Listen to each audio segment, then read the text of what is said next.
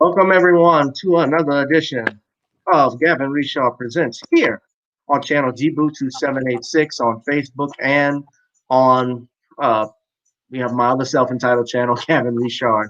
Whoever you are, wherever you are, I hope you are blessed and doing safe. And we have a special guest on. He is the host of Real Talk with the G-Man, uh, Bishop Gerald Scott, which is on Blog Talk Radio. Is that right, Bishop? That is correct. That is correct. And if you guys also know Bishop Scott, he has thrown his voice into commentary as well as I have with the Judge Joe Brown show, which is hosted by Valerie Denise Jones on Friday, which is actually going on right now because I got the invite from Valerie. She sends me the flyers all the time. I'm sure she sends them to you too, Oh Bishop. yes, yes, I received it. Uh, yeah, but we were here doing this show because I wanted to have the Bishop on just about different things that are on this week. But Bishop, why don't you tell everybody a little bit about yourself? You're based out of Philadelphia, is that correct? That is correct. Philadelphia, Pennsylvania. And I've been preaching for quite a while. Started preaching when I was 12 years old. I'll be 69 next month, so that gives you an idea how long I've been preaching. I was a pastor for many years, so over 20 years, in the African Methodist Episcopal Church, the AME Church, and I've been very involved. I've been a school teacher in history, and my minor and major were history and political science at Temple University.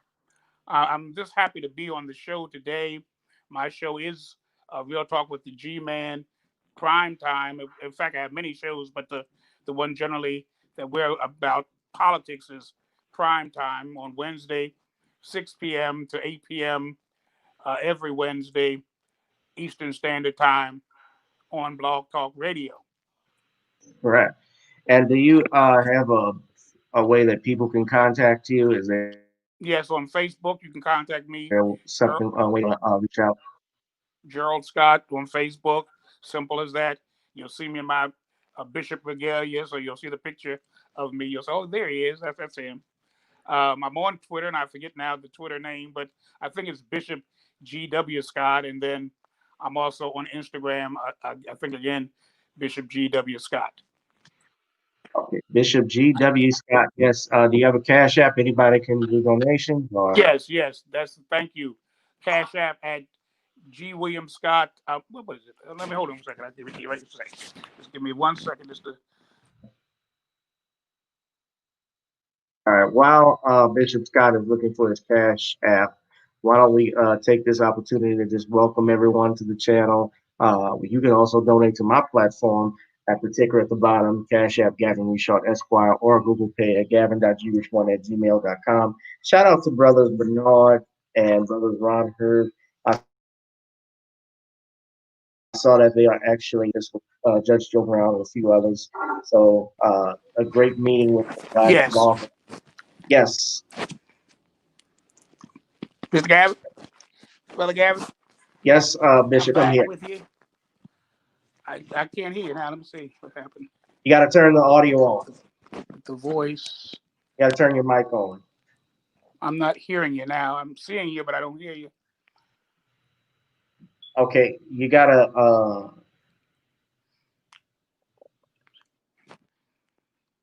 Okay. Can I you hear can. me? Yes, I can't hear you. Let me see what happened here. Let's see. my mic is on. Hmm. That's weird. Let me check. If we can hear you loud and clear. Mic is on. So I don't know. I don't know. Anything's working on my end. I don't see anything off. Yes. Let me see. Yeah. Can you turn your volume up? I don't see what's wrong. Is your I can, volume up? let me see. Let me see. Let me do that. Let me.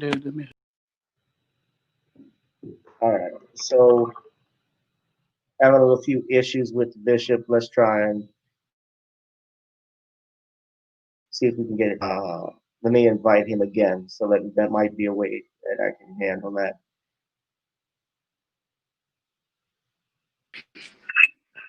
All right, Bishop. Yes, I'm back on, and I hear you now clearly. Sometimes you gotta log back in and out. That's the way that it may work or will Yeah, work that's what I better. used to do. So I Yeah, got with it. Something told me just turn it off, turn it back on real quick. That's what I did. So that's good. right. So without further ado, Bishop, I think we get started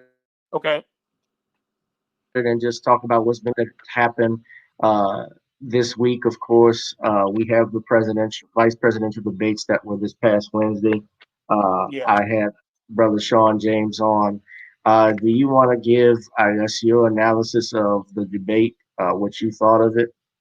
Well, I mean, on both sides, I felt that no one really dealt with the issues that were posed to them. Every time you talked about one thing, they would bring up another thing that they wanted to talk about, and I saw that happening time and time again. I was kind of, a little bit perturbed, a little bit about uh, Senator Kamala Harris's attitude a little bit. She had a little, like a prima donna type of attitude in my mind. She was very, I guess I wouldn't say, well, I would say hostile in some regards, dignified, classified, classy, hostile, but not really, not hostile in a sense of being mean spirited. But I mean, her approach was a little bit condescending in some regards. I felt, but some things were brought up that I thought should have been addressed, like the inclusion of the how many Supreme Court justices they would like to add. I understand that Biden was asked again today, and he said he's not going to say his opinion on the matter until after the election, because he thought that it would be everyone would be talking about it, which I thought was kind of curious. Certainly, if he talks about stacking the Supreme Court with additional justices, I think that would be worth talking about. I don't see why he wouldn't answer for that reason. Overall, I think some things were revealed.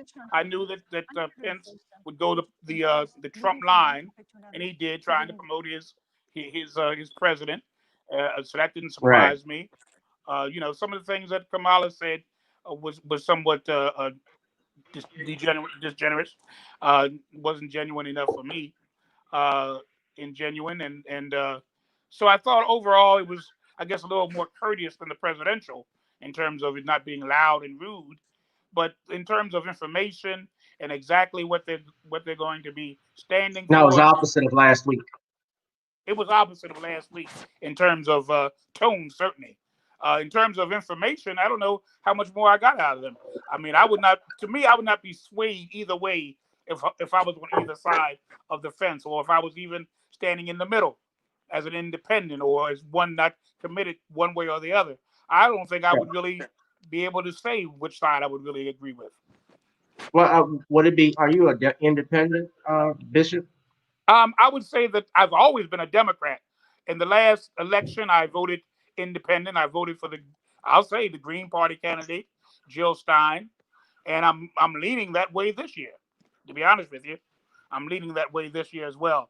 But traditionally, from 1972, with George McGovern until Barack Obama's second term, I was a Democrat, and I still am a registered Democrat. What did you think? Because recently there was, I've seen Michelle Obama. She's come up with ads to try to get Joe Biden to vote. A couple of months ago, they've been talking about how they were upset that people, and she was hinting at black people, blaming on black people who didn't vote for Hillary Clinton the last time, and basically putting Donald Trump in office. How do you feel in regards to the Obama legacy? Well, I'm not an Obama fan, to be honest with you. I believe he was overrated. I believe that the black community had a hands off, don't speak anything negative about him. I think that he gave the black Americans nothing. I mean, he improved a lot of lives in this country. Native Americans, he gave reparations to. Former descendants of Holocaust victims, he gave reparations to. He improved the lives of LGBT community, and also really brought about this DACA, this Dreamer, and pushed for all of that. But in terms of African American lives, he's made it very clear. He believed that reparations would be divisive for African Americans, yet he supported and actually pushed through and got done reparations for Native Americans. He didn't feel as though that would be an insult to us. In fact, I'm sure he didn't even consider us in the equation. He just did what he thought was right. But it seems like every time someone wants to do something for African Americans, it's always, well, I don't want to offend anybody, and I don't want to. We've been here for 401 years. We've been so offended, so maligned, so abused, so mistreated, so ostracized, without no one caring about it. But someone says anything about helping us or doing something exclusively for us, Biden's position has been very clear. He said, I will not agree to any reparations that did not include Native Americans.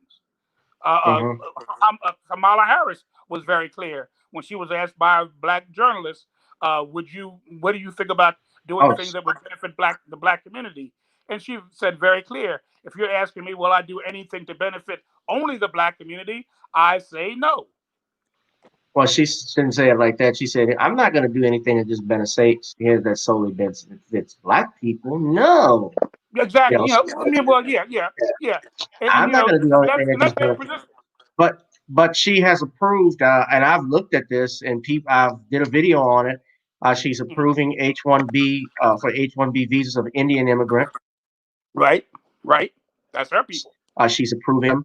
There's plans about Dreamers. They talked about the Dreamers earlier this week. You have, and I had Reverend Kennard Childress on my platform this past Tuesday. I don't know if you saw it, Bishop Scott.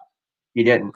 Well, we talked about the impact of abortion on the black community, but I mentioned how the numbers of the black community are not reproducing at a growth rate that other races are. They're not reproducing at that level. And I noticed that in the year 2065, it was reported by the Guardian that there are actually going to be more Asian Americans will outnumber Black Americans, and Black people will be at the bottom class. It would be blacks, it would be whites, then Asians in terms of from lowest to highest. In terms of population, we'd still be at 12.5, 13%. And the way they're going, I doubt if it's going to be that much. The way that we intermingle, the way we're in prison, the way the homosexual community has drawn many of us into it, abortions, so many things are going to. I believe that I don't think we're going to maintain a 13 or 14% ratio. I don't think we're going to be 12% ratio. And I read the same data as well. By 2065, we're going to be the least of all the minorities. We already are in terms of how we're treated. We've always been that. But now, population-wise, we're going to be added to the numbers to a lesser number than even Asians. And at this time, we're above them. But it won't be long. The Latino Hispanic community has already outnumbered us, and the way that they want to do it is they're going to outnumber us by a whole lot. If the Democratic Party has anything to do with it, they really are pushing for that. And with Kamala Harris as vice president and presumptive next candidate for the presidency in the Democratic Party, just like you're saying, Asian Americans in particular, Indians will also increase in numbers significantly. And already, we are still on the bottom of the barrel when it comes to power, when it comes to prestige, when it comes to influence and financial economic status. We are at the bottom. You guys can see here when this says continue to joebiden.com. This is the Biden campaign website. Together we'll beat Donald Trump. One of the way that the Democrats, unfortunately, and they have not learned their lesson from 2016, is that they have continued. I don't know if you guys can see the screen, or can you? Yeah, I can see it. I'm sure. But this is what I was talking about. This is a plan for the Indian American community. They want to form a strong friendship between India and the United States. A group that you never really hear of during the election season, Bishop. They have the lowest voter turnout among Asian groups. They vote the least in every election. And Connie Chung, the former CBS anchor woman, CBS Nightly News, she just recently did an ad trying to urge Asian Americans to get out and vote, which is something I've rarely seen before. So I'm just curious now that they're doing all of this pandering to these different groups. It's just basically a way to the lesson But you know that the the curious Democrats thing have that I learned is you find, can't just base things on. but you know the curious thing that I find that even though she's promoting in the Democratic Party or courting more aggressively the Latino in the Asian, in particular Indian community and Native Americans as well, they're so, I believe they believe that they have us so much in their pocket, that they take us so much for granted that they no longer even have fear of us leaving the party in any great numbers. And historically, we haven't, since I would say the 1960s, certainly. And we can even argue back to the days of Franklin Delano Roosevelt in the 1930s, but it certainly took on a real flavor in the 1960s under Lyndon Johnson and Jack Kennedy, as far as that's concerned, John Kennedy as As well. And we're staunch. That's 60 years ago. You talk about the 60s, we're in the 2020s. So we're staunch. I mean, you can talk about Biden all you want to. They're not. That our people for the main aren't swayed by that. You can talk about Hillary, and you can bring up things about Hillary. In 2016, we stayed true. Over 80% of us voted for Hillary.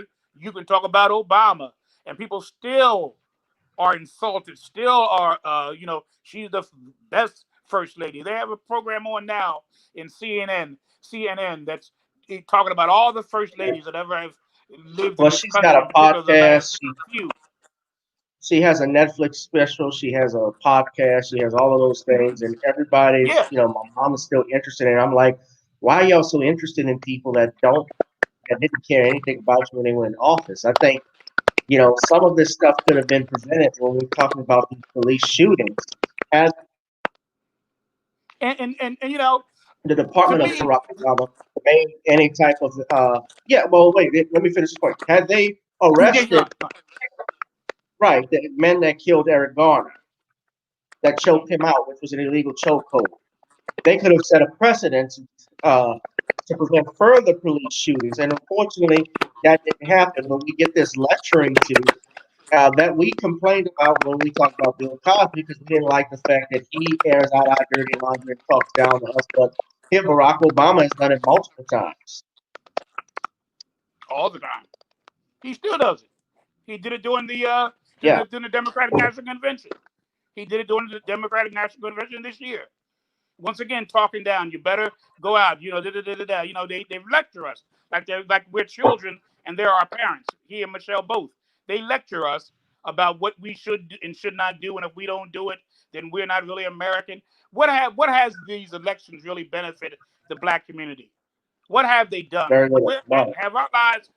Really, to be honest with you, I look at it this way because I try to be fair, but I look at it this way: has the average American, African American, ADOS life significantly changed during Barack Obama, and has it significantly changed since Donald Trump? What has changed for us? You can go all the way back, and what has really changed for us?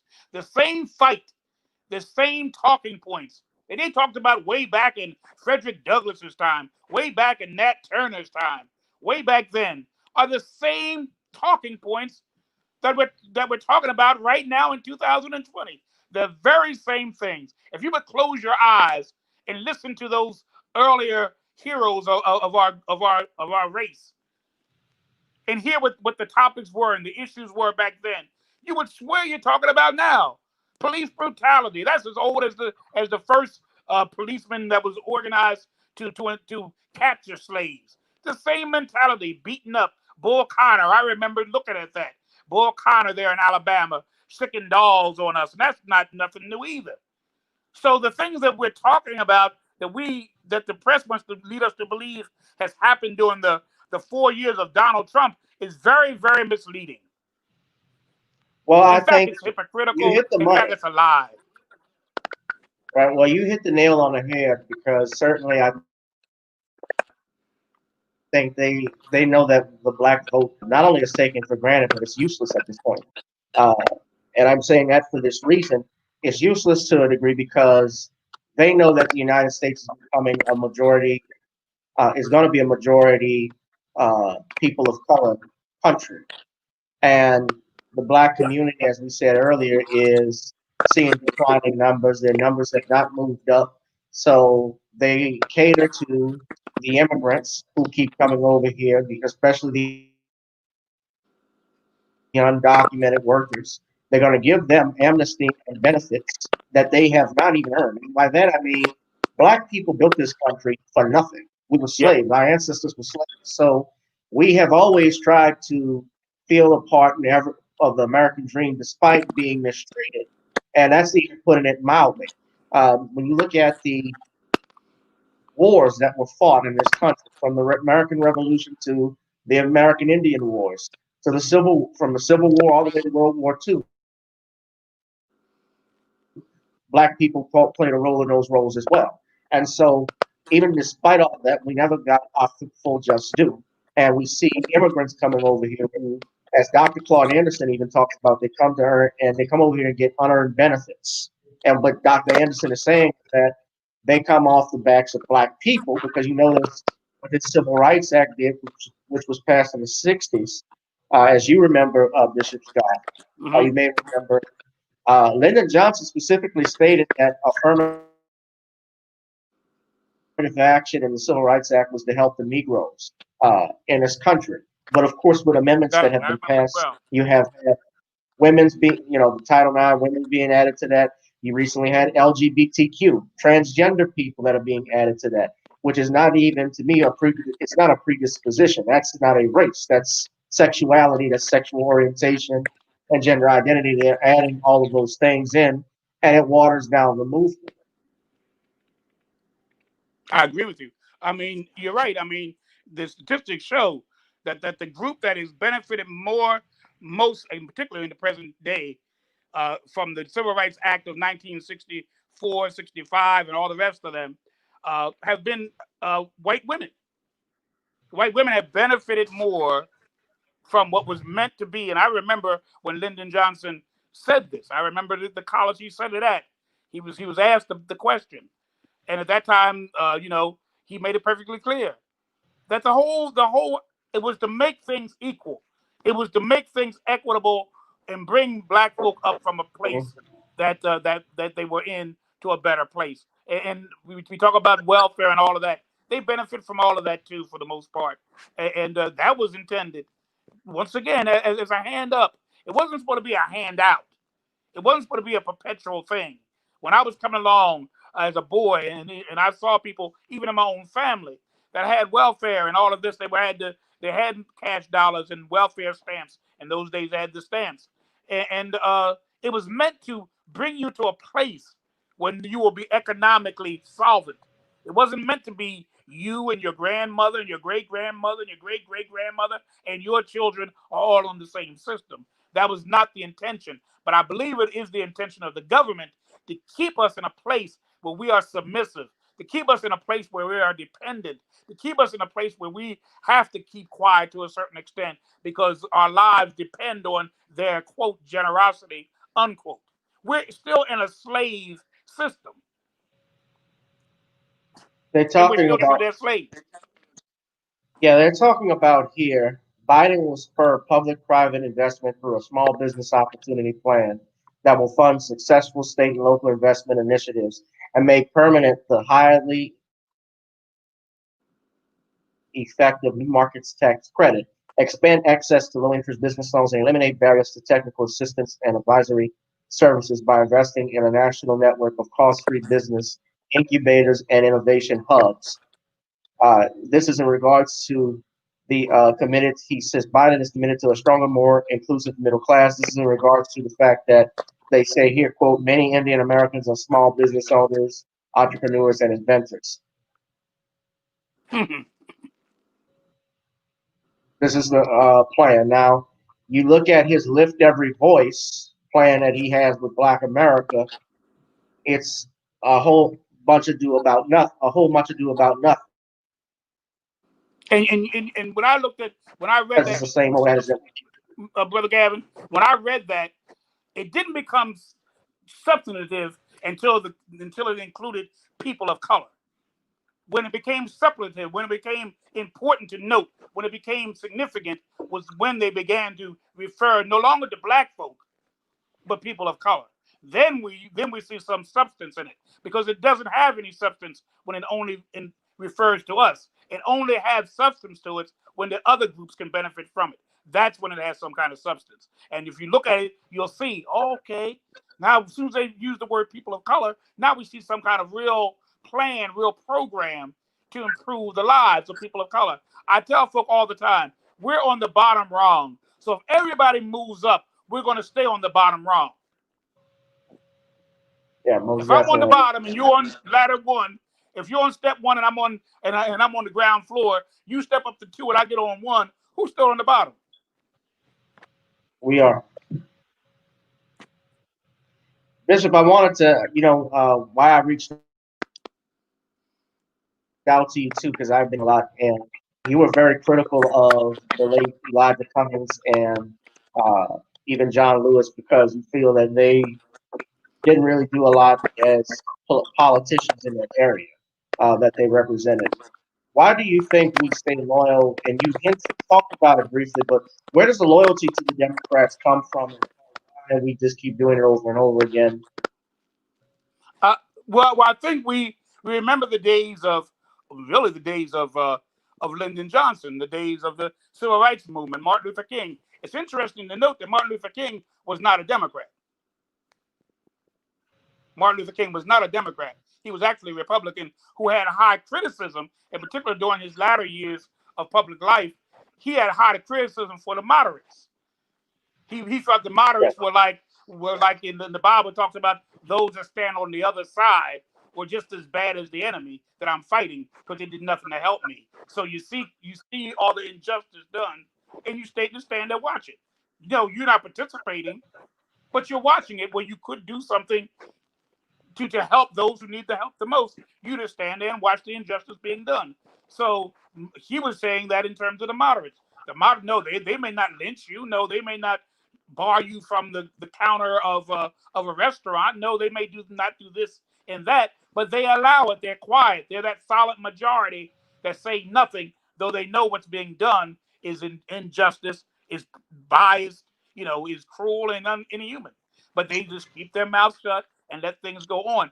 I believe that's the same with the Black Caucus, the Congressional Black Caucus, every one of them, Yeah. save for a very, very few. I would say none of them fight the way they should fight.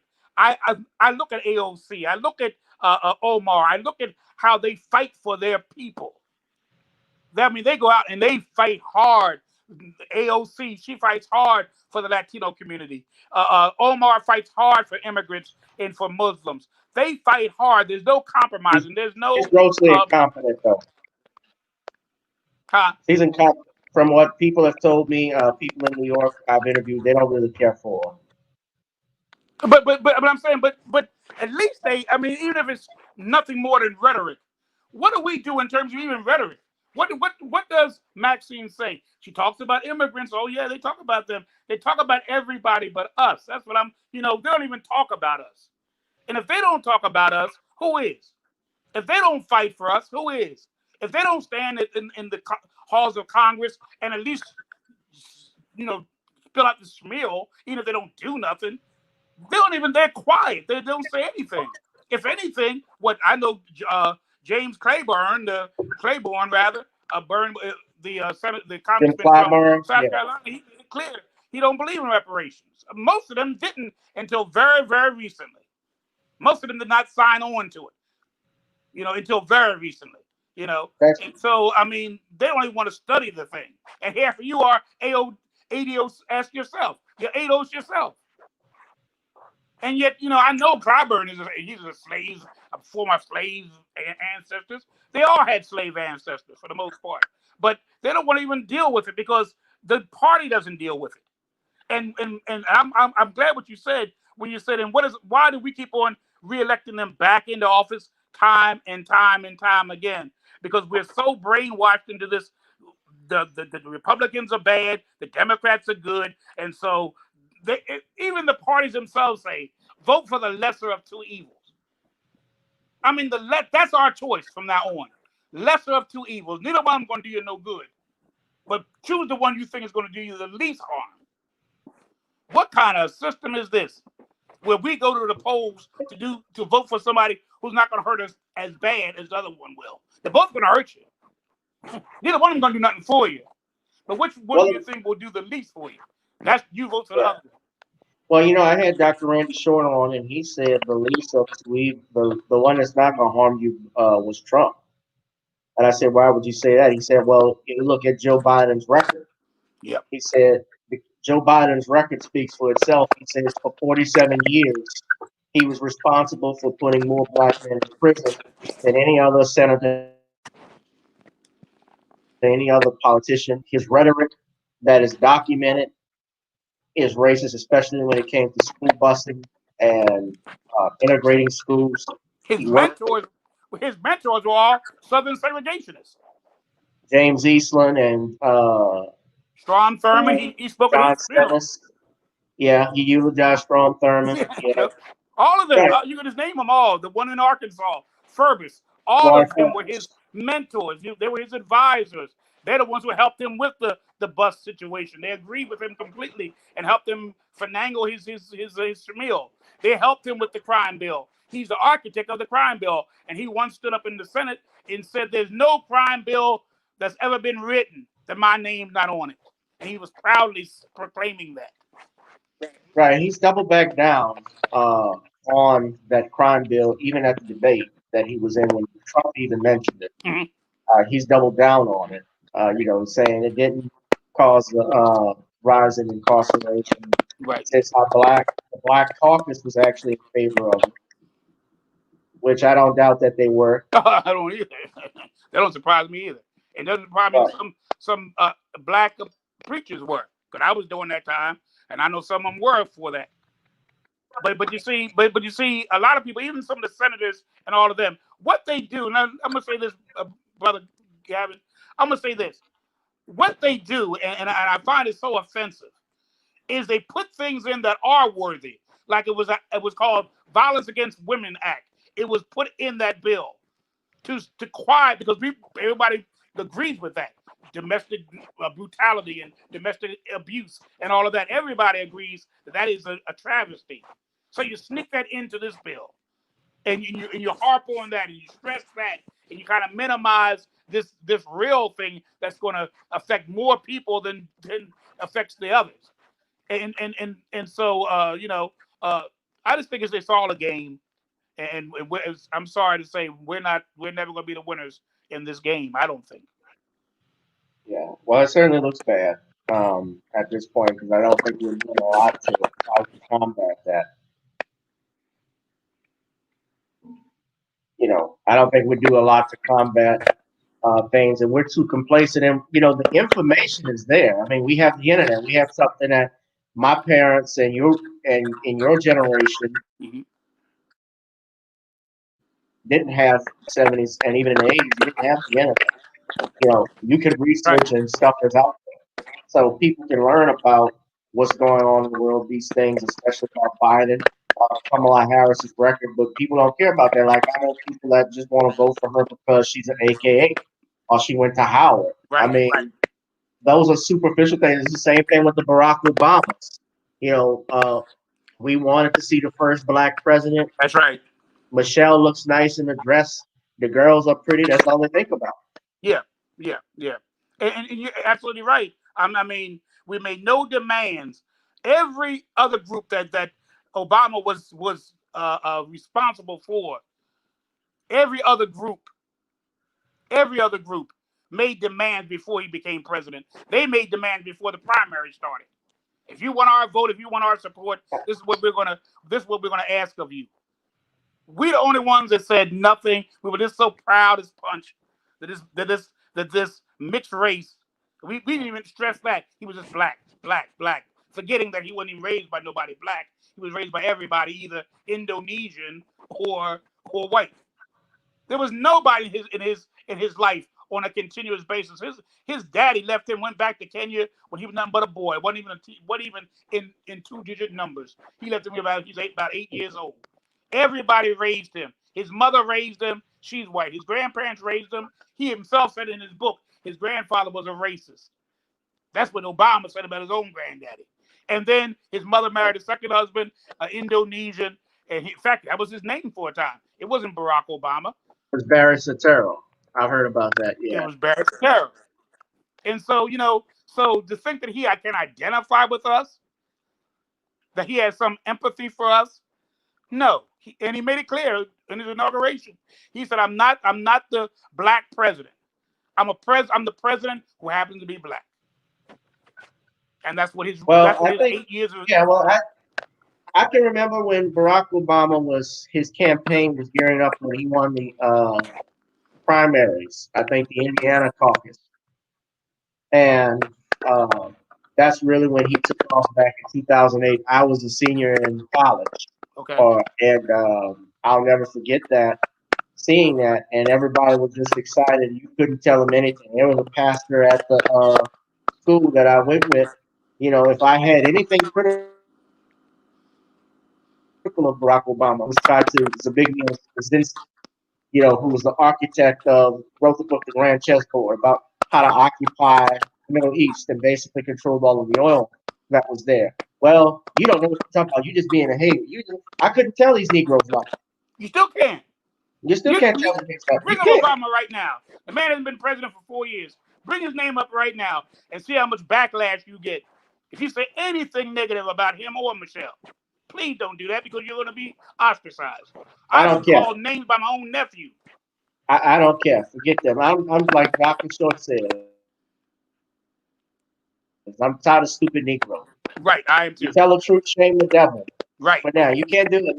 I think more and more though, there are people who are starting to wake up because they're looking at what's going on. They look at his record, and honestly, I think Donald, truth be told, how ties to this election. Remember when they had the press clubs dinner banquet that they had at the White House? Right. Mm-hmm. And remember when Barack Obama humiliated Donald Trump? Yeah, he said all kind of stuff about him. Yeah. Right. Well, it was funny, but one thing I learned is that one of my others, you never humiliate another man in front of everybody where it destroys his ego like a Donald Trump. And maniac. You don't mess with them. They'll get back at you. They're gonna eat. Right, and he got back at him by becoming president. And actually, let's look at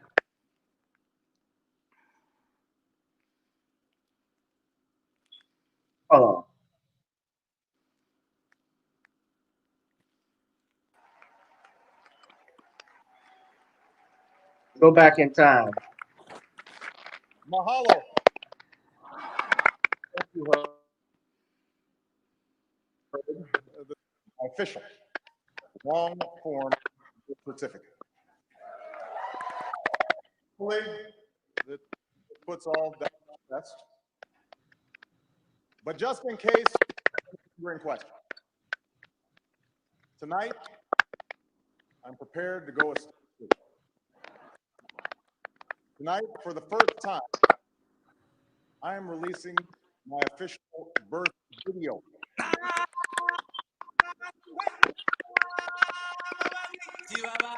Bishop, can you mute? Oh, hold on. Mute for a second. I want to make clear to the Fox News table that was a joke.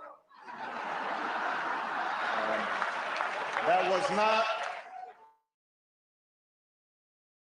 my real. That was a children's cartoon. Yes, I think it is fair to say that when it comes to my presidency, the honeymoon is over. For example, some people now suggest that I'm too professorial, and I'd like to address that head on by assigning all of you some reading that will help you draw your own conclusions. Others say that I'm arrogant, but I found a really great self-help tool for this: my poll numbers. I've even let down my key movie stars. Just the other day, Matt Damon. I love Matt Damon. Love the guy. Matt Damon said he was disappointed in my performance. Well, Matt, I just saw the Adjustment Bureau, so right back at you, buddy. Michelle Bachmann is here, though, I understand, and she is thinking about running for president, which is weird because I hear she was born in Canada. Yes, Michelle, this is how it starts. Is here tonight. Now, I know that All right, this is it. he's taken some flack lately, but no one is happier, no one is prouder to put this birth certificate matter to rest than the Donald. And that's because he can finally get back to focusing on the issues that matter. Like, did we fake the moon landing? What really happened in Roswell? And where are Biggie and Tupac? Say what you will about would bring some change to the White House. All kidding aside, obviously we all know about your credentials and breadth of experience. For example, no, seriously, just recently in an episode of Celebrity Apprentice at the steakhouse, the men's cooking team did not impress the judges from Omaha Steaks. And there was a lot of blame to go around, but you, Mr. Trump, was a lack of leadership. And so ultimately you didn't blame Little John or Meatloaf. You fired Gary Busey. And Notice Trump is not laughing at all. He's giving a little. You fired Gary Busey. And these are the kind of decisions that would keep me up at night. All right. I ain't gonna lie, that was funny. Hold on a second, Bishop. What you were saying? I was saying, Bishop? he's buying his time. But Donald said, okay, he that laughs, so laughs best. And so far, Yeah, well, he hasn't put the he didn't make the changes to the White House on the outside yet. We don't have the big luxurious White House tower. But that's on its way probably next term if he gets reelected. Yeah, well, I'll say this: he didn't make it rainbow colored like the Obamas did. He didn't color the White House with the rainbow colors. Yeah. Do you think he? Yeah. Do you think Trump will win? Oh, boy, it's a toss-up. I really do. I think that Trump is really. I tell you the truth. I really believe that Trump could have made this a shoe-in. Because I heard someone say, in fact, it was Jane Fonda, say that the best thing ever happened to the Democrats was the coronavirus, and I know what she means by that because of how it all turned out. But I think that could have been his great triumph if he had done something a few things differently. To me, if Trump would just keep quiet, I mean, if he would just be able to be still on certain things that really prick at the heart of people. I think that he would be better served. I really believe that even now, the economy's climbing back up. Other things are happening in a positive way in spite of this very difficult period that we're living in. And I listened to both he and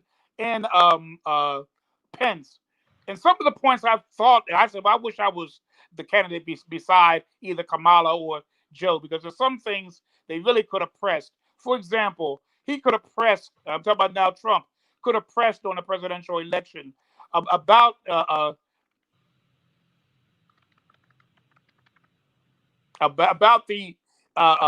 his record in terms of the crime bill. He mentioned it, but then he went on to talk about police in the military. Men love him and all of this. I think he should have kept on pressing that point. Oh yeah, there she is, Jane Fonda. Listen to what she said. Yeah, let's listen to what she said. But yeah, Jane Fonda. I just think COVID is God's gift to the left. I think what she meant by that is to say that this is a gift and opportunity. This is exactly what she said because I talked about this on Wednesday with Brother Bernard. We are people who can help determine which way humanity goes. What a great gift. What a tremendous opportunity. We're just so lucky. We just have to use it, every ounce of intelligence and courage and wherewithal we have. I just think God, COVID is God's gift to the left. That's a terrible thing to say. I think it was a very difficult thing to send down to us, but it has ripped the band-aid off who Trump is and what he stands for and what is being done to average people and working people in this country. But when I listen to that, the problem with Jane's comments is that she treats it as if all of this started with Donald Trump. All of this has been going on even before him. And I think Trump is a reflection, as Judge Joe Brown has said, he represents reality. George Carlin once said why he doesn't vote. He says the public sucks. He doesn't complain because when you get garbage in, you get garbage out. What he's talking about is that the public here in the United States, meaning us, we the people, we vote these people in, and we're gonna getting disappointed in the same results because we are bad. That's essentially what he was saying. I think Trump. I don't think necessarily all people are bad, and the public in general, but I think to some degree our culture, our society uh, is been corrupted. It is certainly cracked.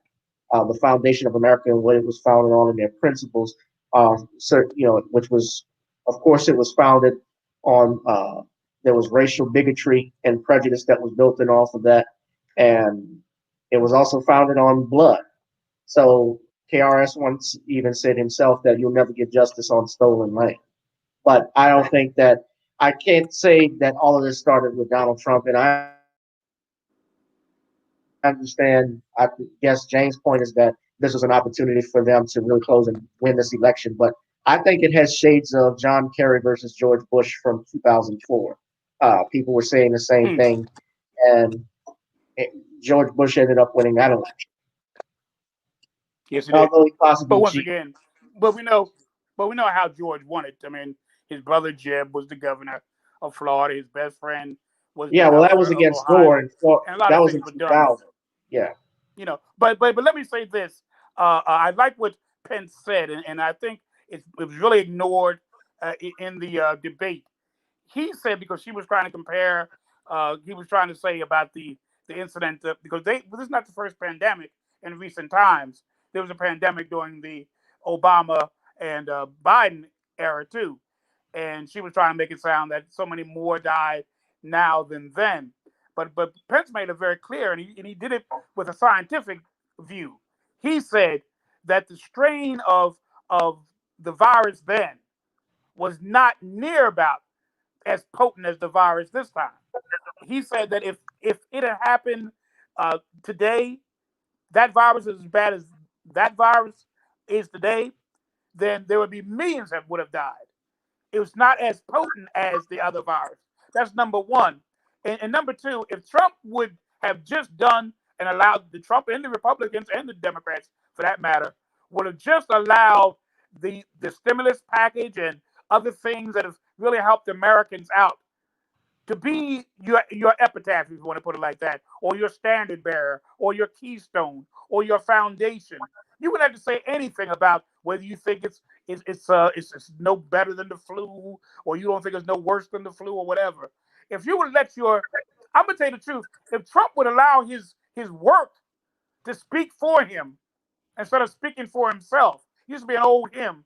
Let the work I done speak for me. Let the work I've done speak for me. Because I'm going to tell you the truth. If to be honest with you, and I'm not no Trump fan. There's a lot of things that I have a problem with Trump on. But I believe that if Trump would allow his work, what he actually has done for this country, to be his mouthpiece, and he just be still and let it stand for him, he'd be in a much better straits. He would be a shoo-in my humble estimation. He'd be a shoo-in because there's no president I've ever known in my history that gave every American $1,200 and many more than that. If you count the children and this and that and the dependents and all of that, some people got as much as $3,000, $4,000. If you would have had that, people still getting extra food stamps every month. If you would allow those things, Trump, extended when the Congress refused to expand the eviction, the mandate on evictions. He expanded it. He extended it to December of this year. If he would do that and just allow his work to speak for him, and then to push it on the Congress. Congress loves pushing things on him. But if he would allow himself to enable himself to start pushing back a little bit and letting the folk know that if these folk care so much for you, why are they going into their sixth recess? They're on recess right now until after the election. Then they go on a recess again during Thanksgiving. Then they go on a recess again during Christmas and don't come back to the first of the year. This is what your Congress is doing. And people, they keep on talking about he's the worst president in modern times. He's a habitual liar. Well, what does that say about you, that you leave the government in the hands of someone you think is a habitual liar and the worst president in modern history? What does that say about you? Well, George, I was telling Brother Bernard and Brother Ron Hurd, the president that holds the record for me as the worst president, just being from New Orleans and dealing with Katrina. I can't ignore and forget what happened there. Of course, people look at, I think, the situation with Trump, just all the bad stuff that has happened.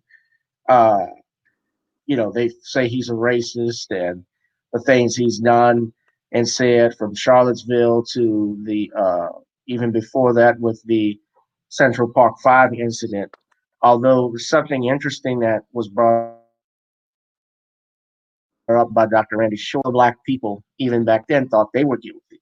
And their parents, even and Angela Stanton King, who's running for John Lewis's seat in Georgia. In Baltimore. In Baltimore. Yeah. No, she's running in Atlanta. Oh, yeah, in Georgia. Right. That's Georgia. Right. That's right. Right. She's running in Georgia. She even stated that you're thinking of someone else. I know who you're talking other girl, yeah. But she even said that, the parents even thought that the kids were guilty. Nobody was letting his son plead guilty to something he knew his son didn't commit, which is that's an interesting point too. But we've had racist presidents before, though. Well, the founder of the Democratic Party, Andrew Jackson, had owned slaves, and he's the one that sent the Native American on that, what they call the Trail of Tears, with millions of Native Americans dying. Andrew. So your very first president that was a Democrat in 1828, when the Democratic Party was established, he won the election. He was the first Democratic president.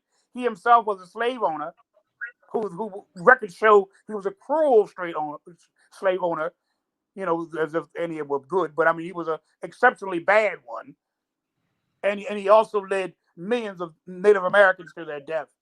So you're talking about racist.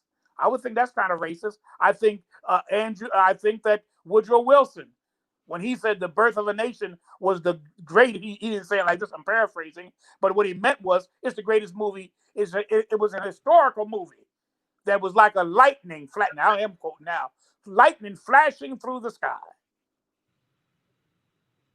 That was another Democrat.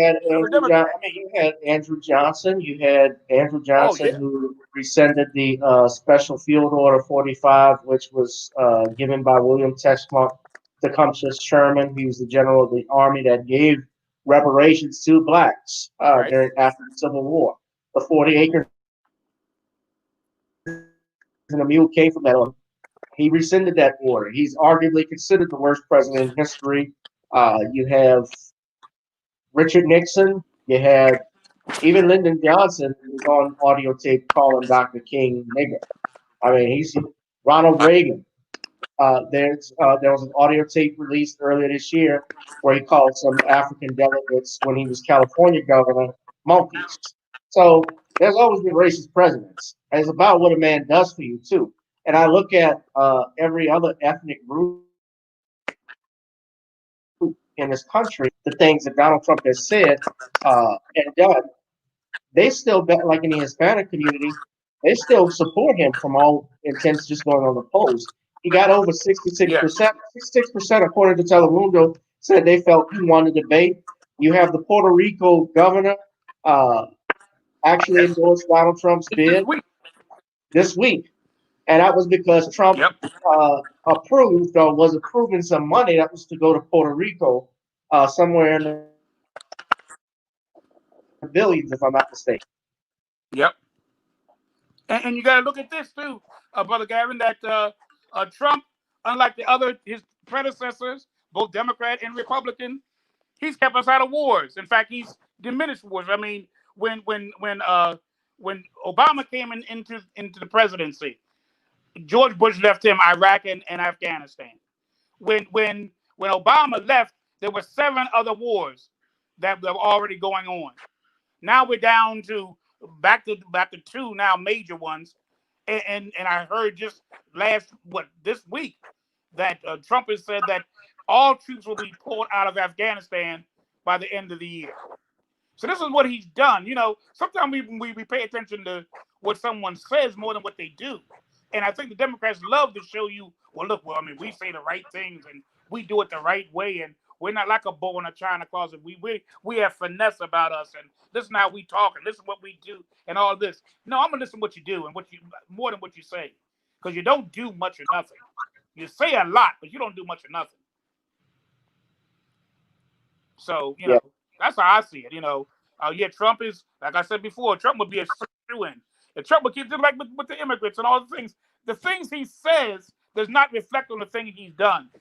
When Obama came in there, he froze any help to the historically black colleges and universities. He froze the monies that George W. Bush allocated to them. And yet, when Trump came in, he increased it for the next 10 years. Most of the historically black colleges are pretty much taken care of in terms of what the government can do for them. But so we talk about his rhetoric, but then we ignore that. We ignore the fact that blacks are working now. We ignore the fact that certain things are being done now for African Americans.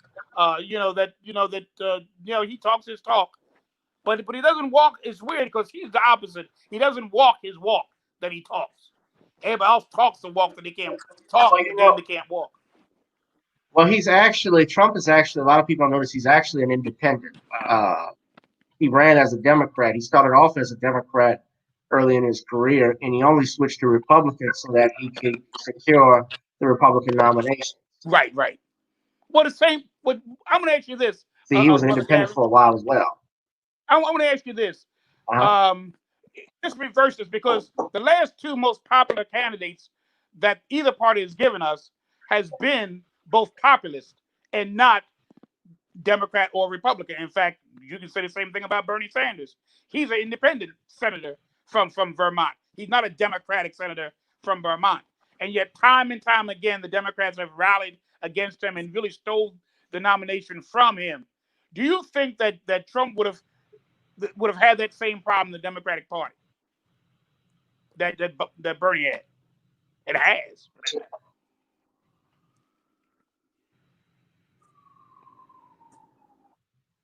I couldn't hear what you were asking. Oh, okay. What I was asking is, Bernie and Trump can be considered populist.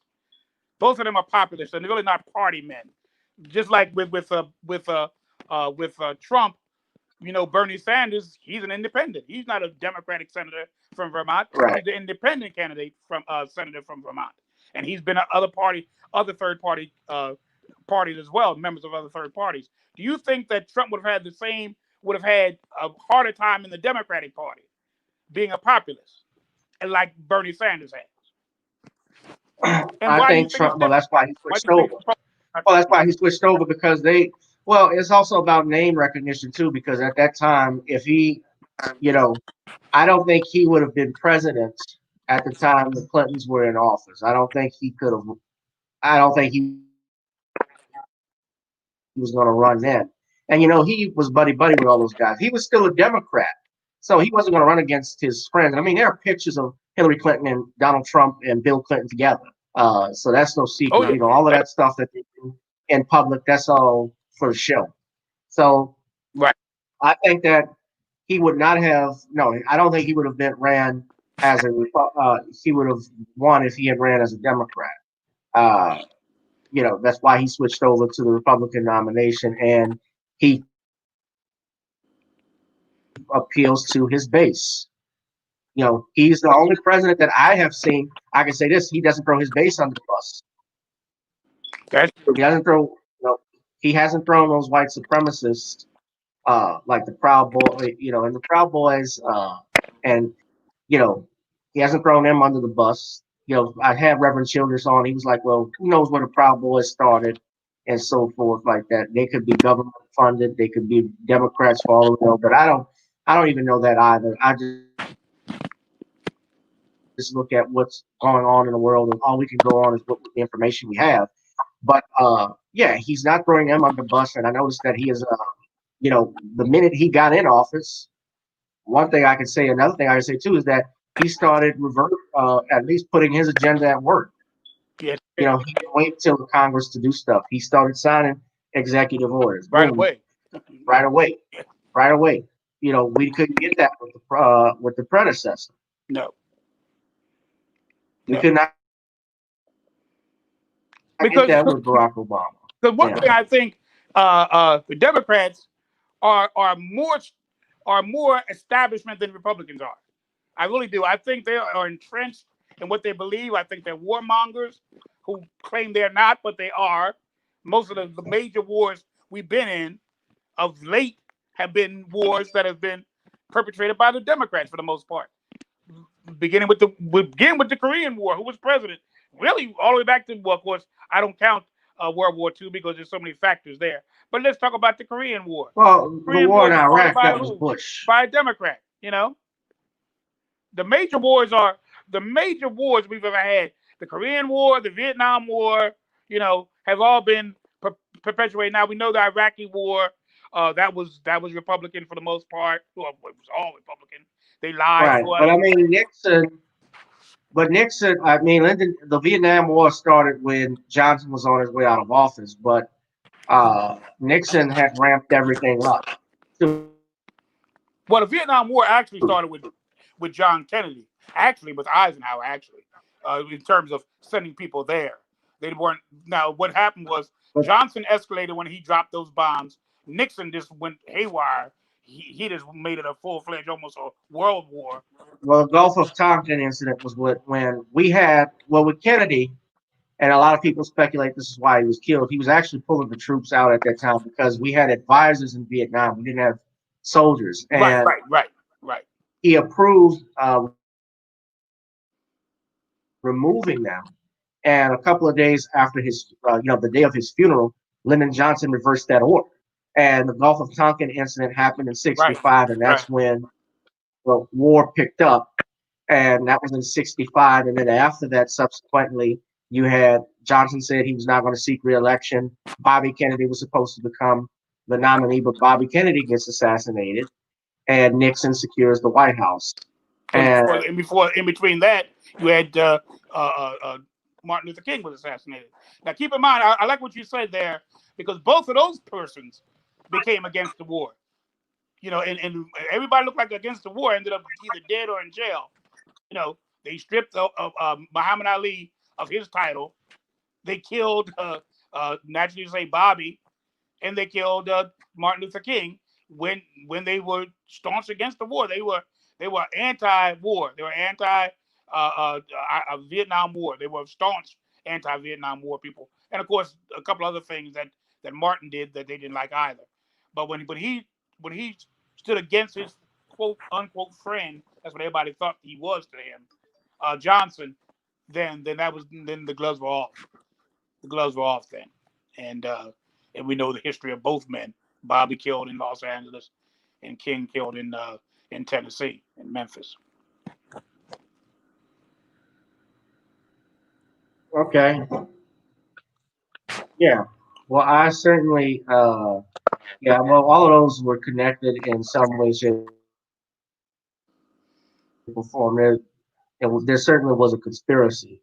I don't believe that Lee Harvey Oswald killed JFK. It's not a matter of I don't believe. I know he didn't do it, as is James Earl Ray. And even with Sirhan Sirhan, that situation seemed weird as well. So Malcolm X being assassinated, all four of those big individuals, Kennedy's, that was all part of. They all were opponents of the Vietnam War, which was interesting. And that all had happened under Lyndon Johnson's watch, which was That's true. Every one of them. Every one of them. Interesting thing. Yeah. Right, because Johnson was doing all right. the assassinations. Because he didn't become not president until January in '69. That's when Nixon was inaugurated. So all during that time, all those people died under the presidency of Lyndon Johnson. Yeah. Well, last topic I want to get in with you, Bishop, being that you are in Philadelphia, it has been confirmed that on December 1st, the Pennsylvania Supreme Court is set to hear the case against Bill Cosby. Hear his appeal. Cosby is appealing his 10-year sentence that was handed down by Judge William O'Neill back in September of 2018. Cosby was convicted on 3 counts of aggravated indecent assault at the age of, he was about 80 years old at that time, and he's now 82 years old. It says, once revered as America's dad, Cosby was accused of flying his love interest Andrea Constand with 1.5 Benadryl tablets and then digitally penetrating her at his home in Elkins Park, Pennsylvania. Testimony and a controversial civil deposition, a document that the High Court cited in granting the appeal, pointing to a months-long love affair between Cosby and Constand, although both have admitted that there was never any intercourse. Cosby has maintained his innocence, and in his only jailhouse interview, Cosby told the black press that he would never plead guilty to false charges. I was there, Cosby said in a November 2019 interview. I don't care what group of people come along and talk about this when they weren't there. They don't know. Essentially, what they are appealing is the use of this deposition that was used against him, where he was granted immunity by the former district attorney, Bruce Castor. Right. Current district attorney is Kevin Steele, who ended up using a deposition against Cosby and ran a really horrible-style campaign, I might add, that he would get Bill Cosby if elected prosecutor of Montgomery County. So you're up there in Pennsylvania, Bishop Scott. I don't know if you've ever followed this story, but you could tell us, I guess, a little bit about your thoughts on this whole thing. Well, I mean, my thoughts have always been suspicious. I mean, naturally, Cosby's from Philadelphia, lived here for many years, went to Temple University, and he's an icon in the entertainment field, certainly. And he's been a champion during the civil rights movement. Him and Sidney Poitier and others were champions during the civil rights movement. Once again, it's a case of he got a little too much power for the lacking of those in power. And when they feel threatened to the point of feeling that you're pressing too hard, they press back even harder. And my problem is the fact that many of these cases that were brought up were people with their own dubious backgrounds. And number two, I always have a problem when people talk about, well, he invited me to his room at 3:00 in the morning, and I went up in his room, and this happened and that happened and another thing happened. I always have a problem with that, because my problem is the fact that why would you go up to a hotel room or even into the room in his home when you know he's a married man at 2 or 3:00 in the morning? I have a problem with that. Then you cry 20 years later, foul play, foul play, foul play. And in one case, I think you told me and reminded me of it, I've forgotten about it, that one of the victims, quote unquote, but I use it very loosely, was actually had invited them to things and was very pleasant toward him. Well, it was more than one. Okay, well, I'm glad you mentioned that. So there's more than one idea, if I'm so, didn't make sense. If I'm so taken aback, if I'm so insulted, so compromised, so up in arms about what you've done to me, I would have nothing to do with you, nothing, let alone invite you to things, call you up, keep in communication with you for what? There's no reason for that. So I think many of them are crying wolf after the fact, because once again, it's a man who has a lot of money still. And the reputation, he has a great reputation, worldwide, I guess literally worldwide notoriety. And you get your names in print. Some of them are disgruntled entertainers themselves. And so Right. now you are a part of this. So I think a lot of it's a much ado about nothing. A lot of it. Well, yeah. Well, I know people. I've never. I know of people uh, that know him and have been Mhm. in the industry. And the main thing that I have with it, especially with that story, I heard that he ended up paying this woman $4 million. This thing was already settled. I didn't see why they went and reopened it, but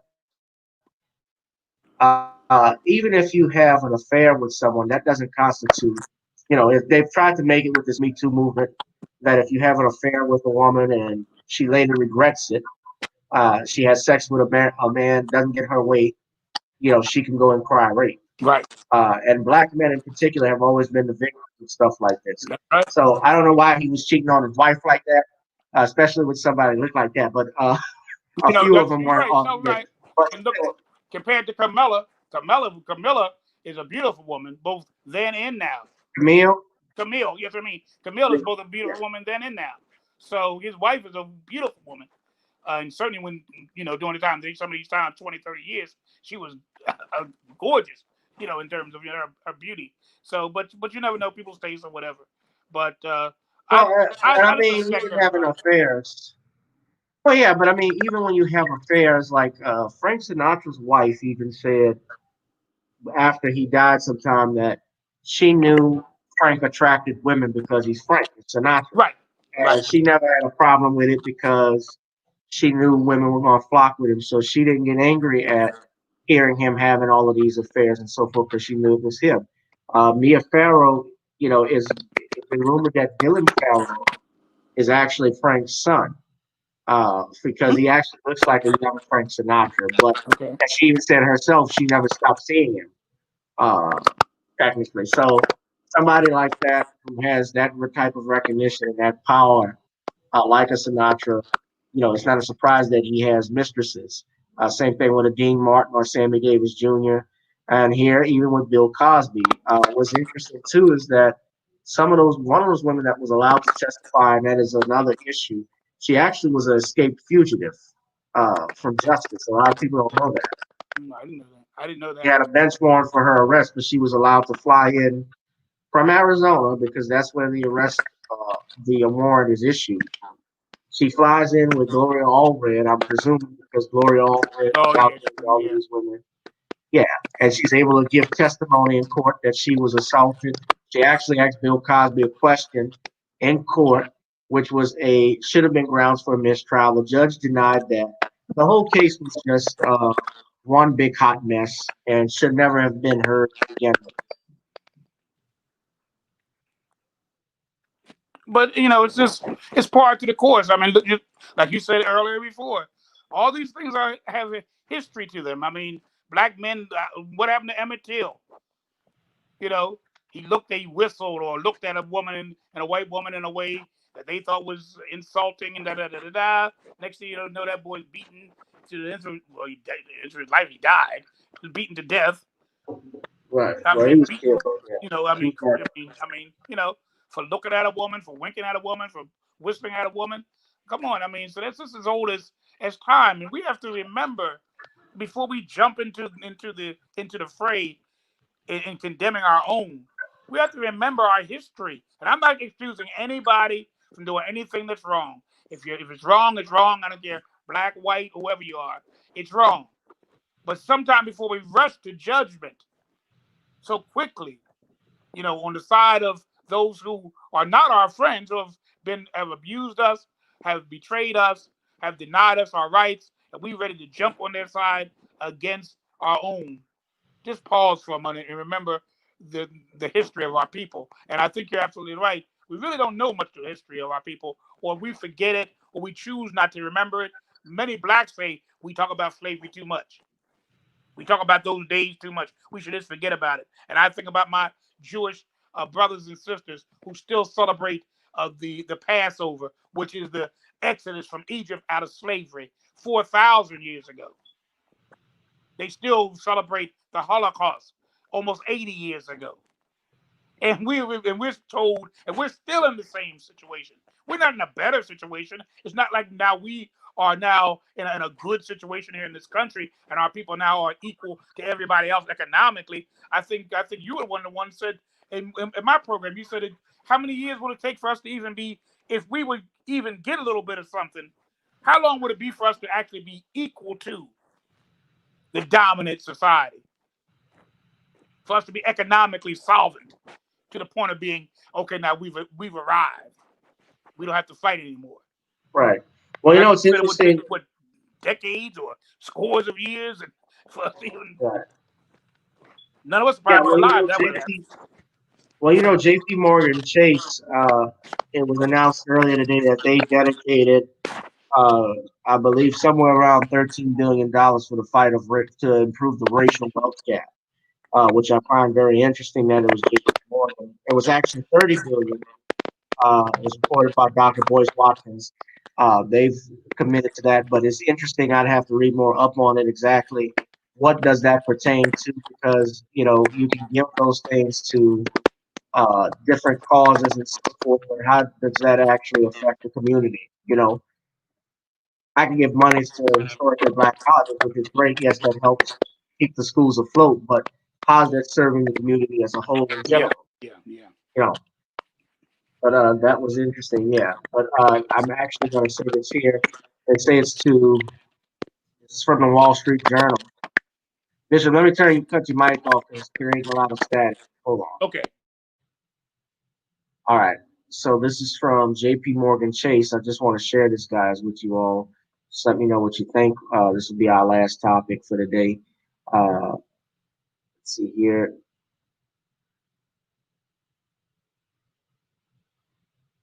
So they said it would extend billions of dollars in additional loans to Black and Latino homeowners and small business owners in a push to narrow America's racial wealth gap. The bank, America's largest, says it is committing a total of $30 billion over 5 years to the effort, which focuses heavily on expanding access to affordable housing as well as boosting minority-owned small business. Now, when you say minority-owned, that's a red flag. Now, even with Biden's people of color, and even in Donald Trump's platinum plan for Black America, where he talked about minority. Anybody, as we stated earlier, Bishop, could be a minority. A lesbian Jewish woman is a minority. Even though she may be white, she's considered a minority. Now, this is a good effort, I guess, if you want to say that much. But I'm just reading more into it. We're not finished yet. It says here, JP Morgan joins a list of companies that have thrown their financial support behind racial justice efforts in the months since a Minneapolis police officer killed George Floyd, sparking a wave of protests throughout the United States. Still, the 30 billion pledge represents a fraction of JP Morgan's 3.2 trillion in assets. The bank had almost 190 billion in home loans on its balance sheet as of June. Systemic racism is a tragic part of America's history. Chief Executive James Diamond said in a statement, "We can do more and do better to break down systems that have propagated racism and widespread economic inequality."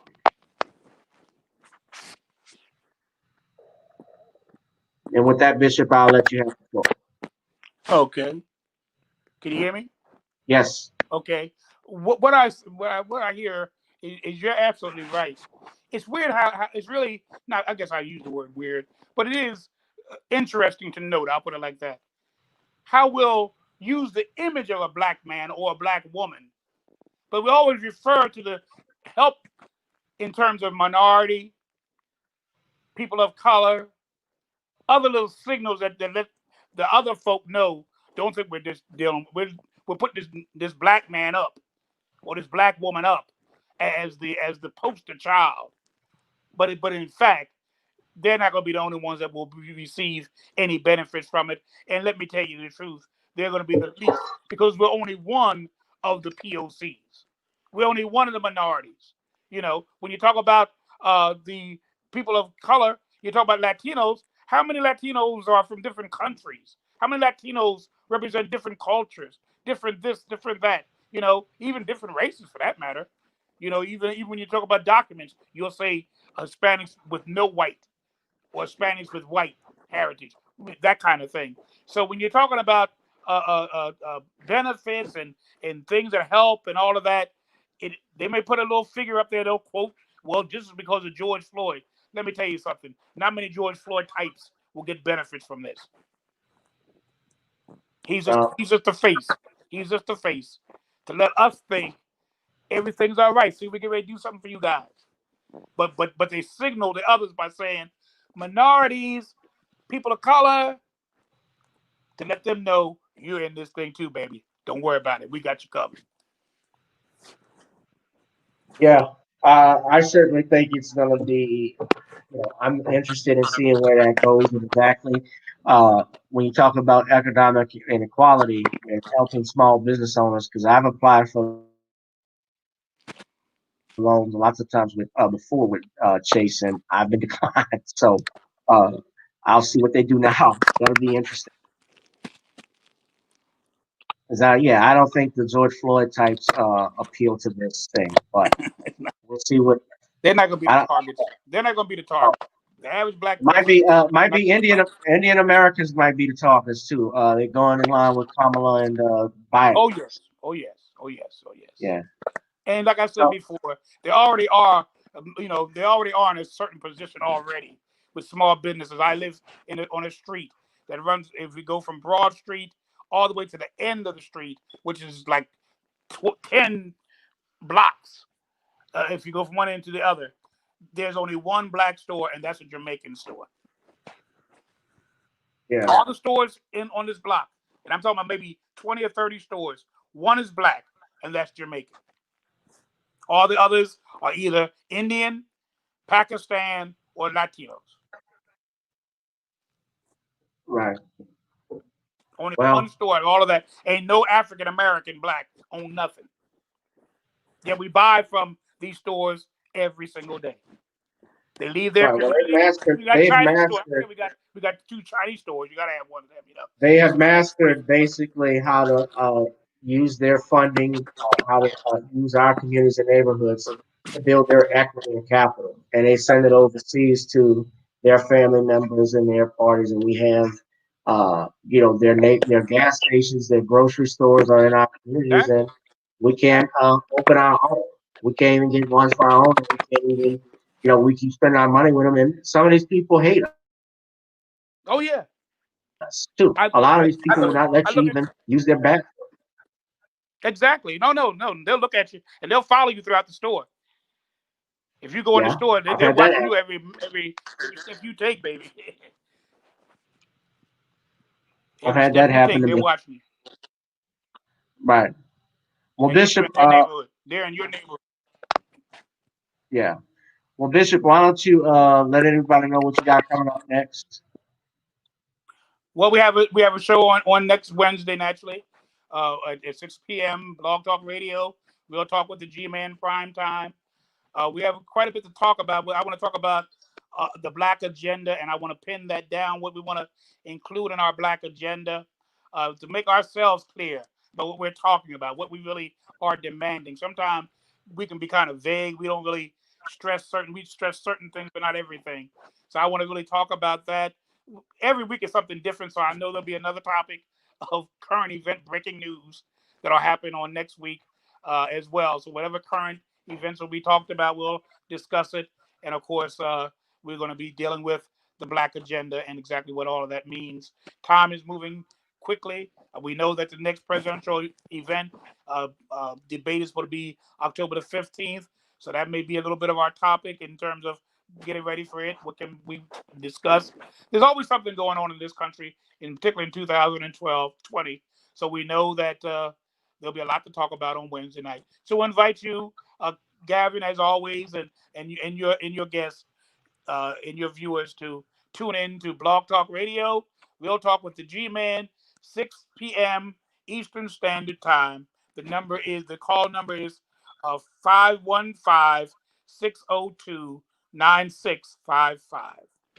Real talk with the G-Man. And Pastor, Bishop, where do you preach out of? Well, right now we're not preaching out of anywhere. We're closed. Our group is closed. but we are in Philadelphia. We're in North Philadelphia. 18th and Diamond is our location, and we do have services here at the house. Bible studies mainly here at 1810 West Susquehanna Avenue here in the city of Philadelphia. Well, I just was trying to ask what was the name of the church you Oh, had. the name of the church is all are welcome. Okay, all are welcome in Philadelphia, And all are welcome in Philadelphia. And you are welcome to come back to this platform anytime. Thank you, sir. Bishop Scott, I'm privileged that you came on, and I'm grateful that you made this a great weekend, a great conversation. So you have a great weekend and be blessed, sir. And thank you for the invitation, and look forward to seeing you real soon. And you be blessed. Yes. Stay safe, my friend. Stay safe.